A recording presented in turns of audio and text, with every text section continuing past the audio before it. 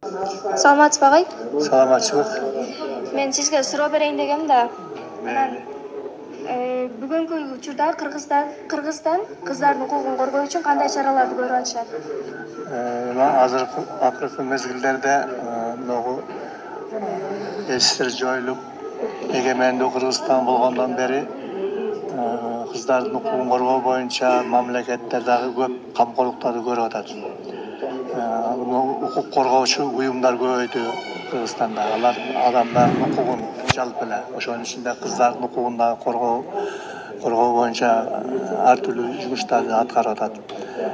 Анан кийин могу кыз алага ачуу, зордук зомбулук жөнүндө мамлекеттик мыйзамдар чыкты.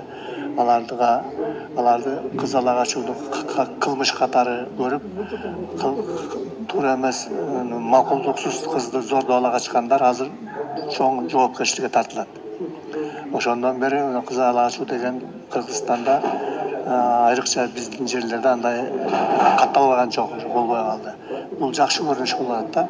Анан кыздар өздөрү дагы азыркы мыйзамды туура түшүнүп, ошол өздөрүнүн жүрүш турушунда дагы ошо ала качууга мүмкүнчүлүк бербей турган шарттарды түзүш керек да, өздөрүнүн жакшы окуп, жакшы жүрүп, жүрүш туруштарын оңдоп, келечекте жакшы адам болуп, адамгерчиликтүү менен мыйзамдуу жашашка аракет кылса, андай жолго жигиттер деле андай ишке барбайт да. Анан кыздар өзү айрым бир нерселер менен, сөз менен, башка менен бир повод берип шылтоо айтып отурган болсо, анда ушул кызды ала качсак болот экен деп алар деле аракет кылышы мүмкүн. Ошон үчүн бирок мамлекет азыр жакшы жолго коюп атат.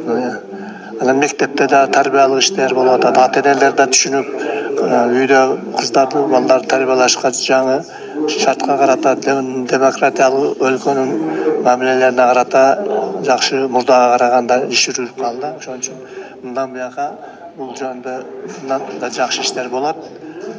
Кыздарга болгон камкордук күч алат деп ойлойм да.